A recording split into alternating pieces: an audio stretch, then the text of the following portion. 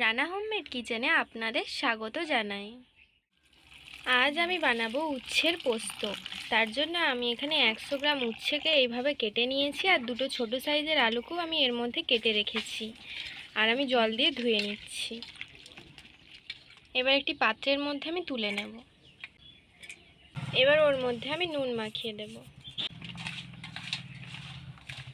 মাখানো হয়ে গেছে। তাহলে দেখে নিন আমি উচ্ছের পোস্ত কিভাবে রান্না করি। এবার আমি একটি কড়া বসিয়ে দিয়েছি, পরিমাণ মতো সরষের তেল দিয়ে দেব। এবার কেটে রাখা উচ্ছে আর আলুগুলো আমি ভেজে নেব।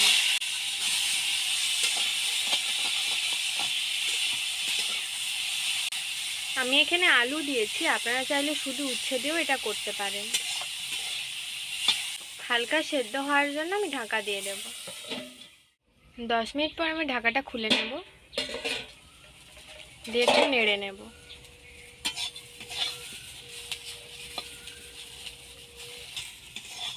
আমি এখানে হালকা তাপে 10 মিনিট পর্যন্ত ঢেকে রেখেছিলাম, বেশি তাপ দিলে কিন্তু চুঁয়ে যেতে পারে। উচ্ছে আর আলুগুলো হাফ সেদ্ধও হয়ে গেছে আর ভাজাও হয়ে গেছে। আর আমি আগে থেকে একটা মশলা বানিয়ে রেখেছিলাম। এর মধ্যে আছে 25 গ্রাম পোস্ত আর একটা শুকনো লঙ্কাকে আমি পেস্ট করে রেখেছি আর জল দিয়ে গুলিয়ে রেখেছি। এবার ওটা ওর মধ্যে দিয়ে দেব। এবার ভালো করে মশলাটাকে কষিয়ে নেব। এই রেসিপিটা আপনারা বাড়িতে অবশ্যই ট্রাই করবেন আর খেয়ে কমেন্টে জানাবেন কেমন লাগলো। এর মধ্যে এবার 1 চামচ হলুদ গুঁড়ো, অল্প পরিমাণে নুন আর স্বাদ মতো চিনি দিয়ে দেব। দিয়ে একটু নেড়ে নেব। ভালো করে কষানো হয়ে গেছে। এবার উচ্ছেটা সেদ্ধর মতো আমি জল দিয়ে দেব।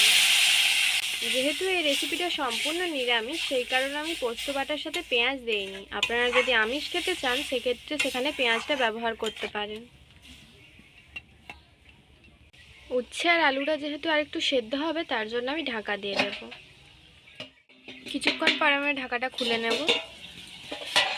উচ্ছে আর আলুগুলো সম্পূর্ণ সেদ্ধ হয়ে গেছে নাকি দেখব। সেদ্ধ হয়ে গেছে।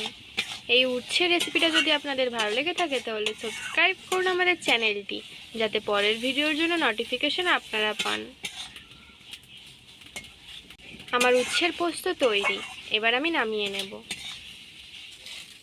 নামানো হয়ে গেছে। এটি দেখতেও যেমন সুন্দর হয়েছে, একদমই তেতো লাগেনি খেতে। তো আপনারা বাড়িতে অবশ্যই ট্রাই করবেন। তো ভালো থাকবেন, সুস্থ থাকবেন, টাটা।